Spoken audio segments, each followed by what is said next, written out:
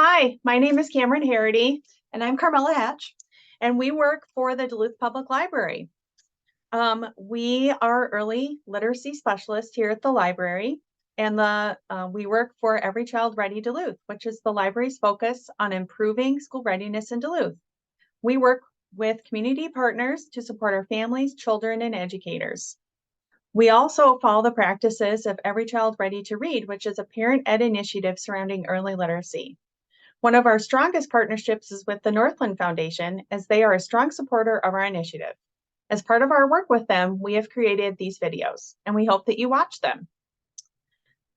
All right, so we're gonna click over to our PowerPoint presentation. All right, just gonna share the screen here. And then we'll have lots more good stuff for you. All right. Okay. So here we go. Here are our ready 5 characters. We have the Tacosaurus, the Sing Horse, the Rhinoceros, the Reed Squirrel, and the Platypus. And we think they are awfully cute.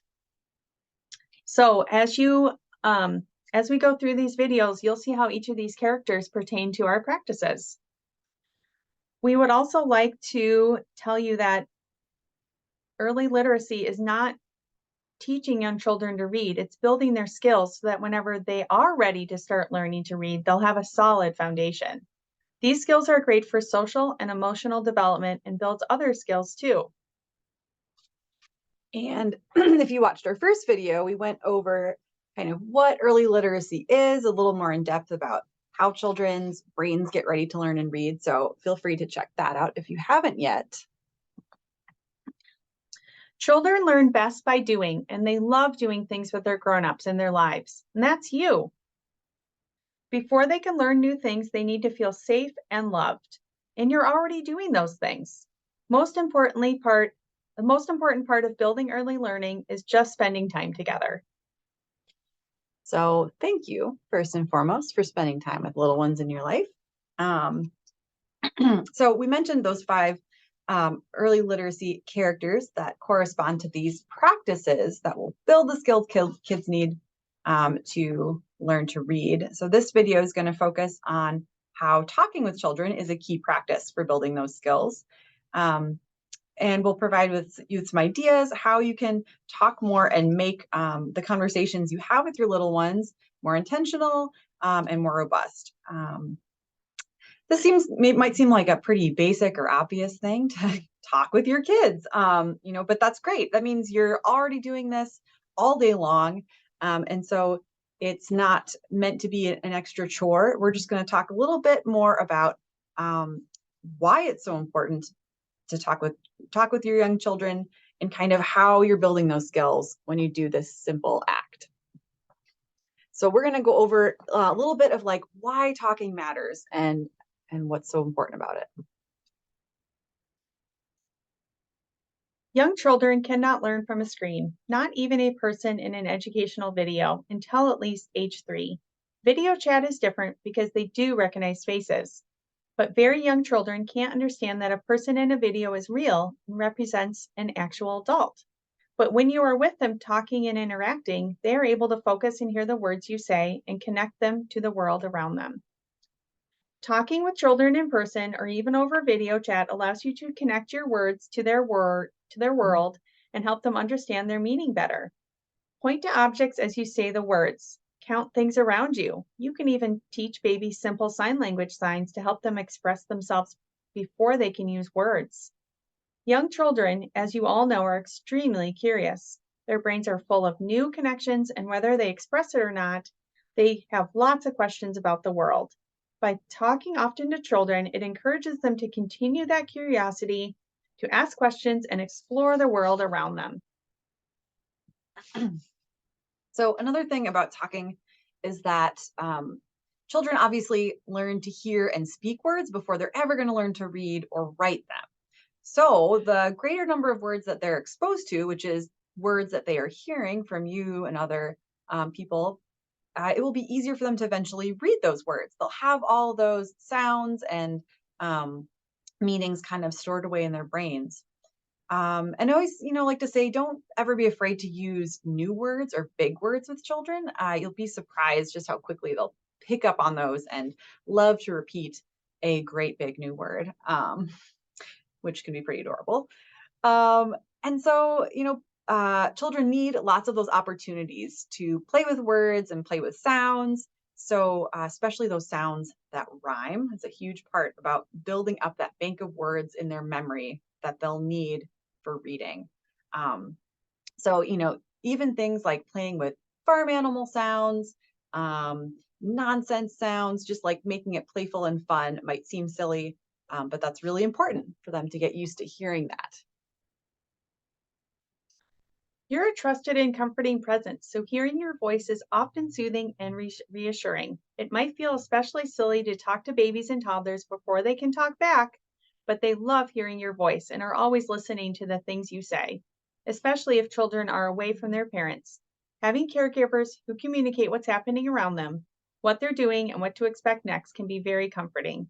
If children are able to express their feelings and needs with words or sign language words, instead, will become less frustrated and will likely have fewer barriers. Learning how to talk to others is key for building social skills and being able to express themselves. That's definitely something we want to help foster before they enter school. Children with stronger social skills do better in school. Okay, so we're going to talk a little bit about what's going on in a kid's brain when you're talking to them and they're responding. So this is a PET scan of what a brain looks like during a conversation. You can see how different parts of the brain are lighting up throughout different stages of a conversation. So in this top left one here, that's the part of the brain that's lighting up when they hear you say a word. You go over here, you can see when they see words, it's a totally different part of the brain. And I think that is also, seeing words in their mind, like coming up with their response. And then it's generating words, which is really where they're coming up with the words that they're going to say next. And then finally, there's a whole other part of the brain that is working for them to get those words out and say them. So really, having a conversation is a brain workout. We bring all this up just as a reminder of how really hard their little brains are working when we're talking to children and asking them a question or giving them a direction. So after you ask a question or tell them to do something, it's recommended you wait like 5 to 12 seconds for their response. So, if you count it out, 1, 2, 3, 4, 5, even 5 seconds kind of feels like a long time if you're just sitting in silence. But it's really important to do that, knowing that their brain is going through all these gymnastics in order to come up with their response or in order to do the task. So, just a little reminder, give kids the time they need. If you're giving them an instruction, also, try not to give them more than like 2 steps at a time, because every word that you're saying, their brain is going through this process. Like we mentioned before, a child doesn't have to be able to talk back to benefit from hearing you talk.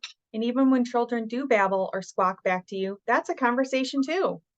Respond to their communications even if they're not using words. They need that practice of going back and forth. It's called serve and return.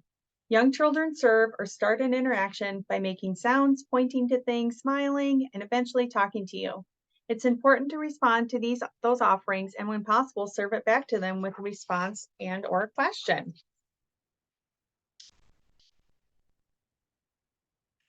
We're going to look at a great video example of how easy it is to practice the serve and return with a young child. Okay. They need to work on that, right? Yes. Okay. Did you understand it though?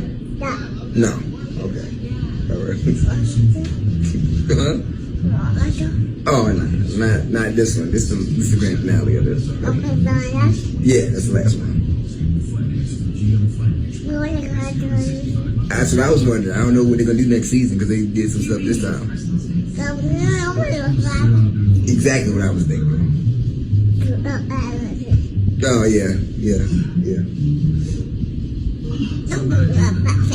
Right. Don't bring that in. You know what I'm saying? Don't do the same stuff. You know what I'm saying? Yeah, I was thinking that. Yeah.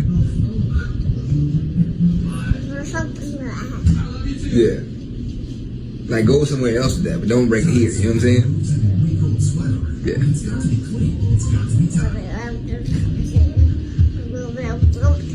That's what I said. And then it was like, you know what I'm saying? And I was like, what in the world? But don't do that here. You know what I'm saying? Yeah. Yeah. Yeah. Really? I thought the same thing. We think a lot alike, huh? Oh, that's crazy. Right. We love that video so much. Cracks us up every time. Oh yeah, we're over here chuckling. I just love how that engagement, is so simple but so effective. Like clearly, the dad didn't have to, make a, talk about anything in particular. He just kind of went with the cues of his kiddo, and basically is doing what this next slide says. I always say like, when in doubt, just kind of just narrate the world. It can be really awkward sometimes when you're hanging out with a baby or a toddler, like what do I say? They can't respond. Are they even listening? So it can be as simple as that. He was commenting on, what was on the TV and following the cues of what his kiddo was pointing to. So this idea, right, of just kind of talking through your day, especially, our days are full of lots of really mundane processes. Not saying you have to talk the whole day. Silence is great, but especially if you're getting something ready, like you're getting a meal ready and your little one's waiting, just talking about what you're doing, what you're going to be doing next together, gives lots of opportunities for introducing new words and concepts, and talking description, things, and asking lots of questions. What color are the peas I'm making? Can you count the number of socks I'm folding? Lots of great things can come out of very mundane tasks. And doing those things, talking about the world around them just really helps them to connect all the words you're saying to the physical world, and can help them connect between past and future events, which that's a really important thing when you're going to learn to read, to be able to make it through a story and make connections. So, you see a dog run by outside and you say, did you see that dog? I mean, we saw a dog at the park yesterday. Do you think that dog was bigger? So, it can be as simple as just commenting on what you're seeing around them. And the same idea applies to like free play time. It's fine to, let little kids explore the world on their own, play by themselves, but you can also enrich that play more by asking questions, and explaining what's happening, especially if they're not talking yet. Asking open-ended questions is a really great way to get your kiddo talking. Sometimes out of necessity, you have to ask a lot of closed questions. Do you have to go potty? Do you have your shoes on? Open-ended questions let our brains practice coming up with responses. Like we mentioned, playtime is the perfect time to ask lots of open-ended questions. The Bay Area Discovery Museum Reimagining School Readiness Toolkit has great online resources with main ideas of how to build school readiness skills in different ways. Part of that are family conversation starters, which are nice examples of ways to use open-ended questions throughout the day. During play or exploring outside, you can ask some of these things while you're doing things around the house or while you're outside. While reflecting together, maybe before nap time or during meals. While reading, next we'll talk a little more about how books are great conversation starters. Yeah, I love these just kind of really simple examples that they give of the types of questions you can ask. How would you feel? What are you most proud of? Just lots of things they can make any kind of response. So on that website, of the Bay Area Discovery Museum, they actually have things like this that you can print out if you're interested too. But yeah, when in doubt too, use a book, right? Books are great for sparking conversation. Sometimes, especially if we have busier days and there's just not a lot of time to have a conversation, you're, going from one thing to the next, with kiddos. it can be great to just have knowing that, okay, we're going to read a book together at this time in the day, and that will be the time we set aside to really work on that, talking back and forth. So it can be that kind of a nice dedicated time to talk intentionally. It can be as simple as putting a board book down when a baby is working on tummy time. You can get down on the floor with them, just point to the pictures and talk about what you see. That's a nice easy one that you can do really fast. Sometimes kids are really excited about books that are too hard for them. We see this a lot at the library. A kid wants to check out a book. It's way too hard. You're never going to get through it. And it's fine if you can't check it out. But sometimes maybe that's an opportunity instead to, let's indulge. Let's take that book, and rather than trying to read through it and everyone struggling, just take that book and look through the pictures and talk about what you see.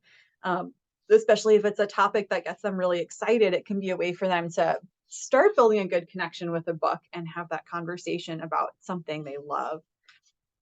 And something similar to that is called going on a picture walk, can also be another way to talk through a book instead of reading it, or before you read a story, especially if you have kind of a preschool age child. Can be a really fun way to engage with a book. So I think what we're going to do real briefly is I'm going to stop sharing the screen so we can show you an example of what that looks like, what a picture walk looks like. I have this book here. So One Dog Canoe, that's one of our favorite books. But if I were to just do a picture walk with a kiddo, like I mentioned, can be something that maybe the book is too long, or maybe it's just a fun way they're excited about the book, so you're going to talk about it before you ever read it. You can look at the cover and notice things together. Okay, it's called One Dog Canoe. Oh, there's the girl. What color is her canoe? You see it down here? It's a red canoe. What's that animal? You're right, that's her dog. Oh my goodness, what do you think? How do you think they feel? What is that emotion? They look surprised, maybe? You can talk about this loon.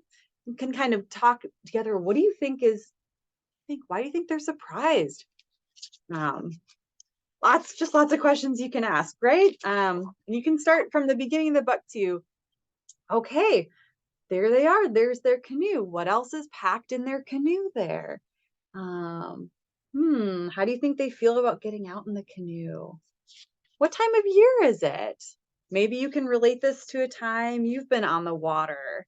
You can walk further, ask about different things about, if they have experience with a canoe. How would you move a paddle? Can we demonstrate that?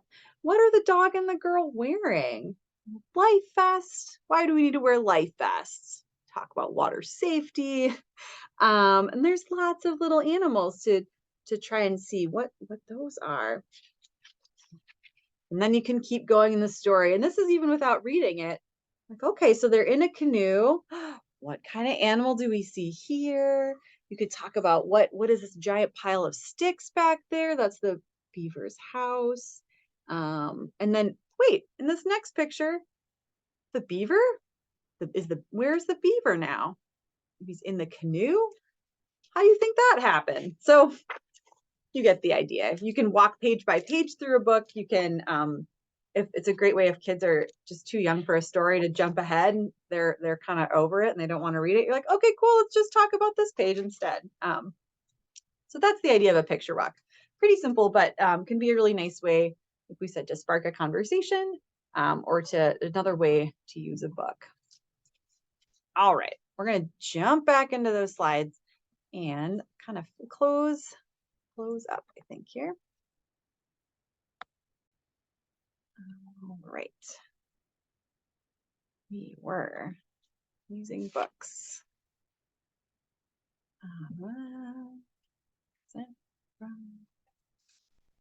Okay.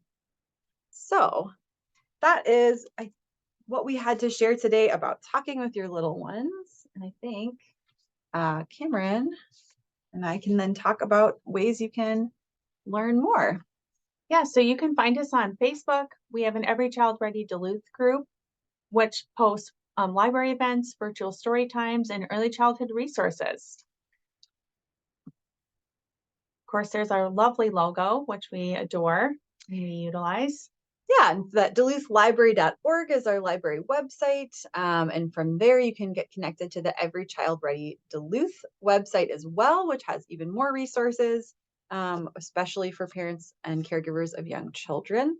From the library website too, you can look at our calendar of events to see what different things we have going on at the library for all ages. And if you wish to get in contact with us, here's our emails and our office phone number. Yeah, feel free to reach out anytime. And if you want to learn more about other library resources, we covered some of that in the first video, the end of the first video. We talk a lot more about what different things you can get from the library and how we can be a resource. So feel free to check that out. And we hope you'll check out the rest of our video series about the rest of the early literacy practices. Hey, we'll see you soon. Bye.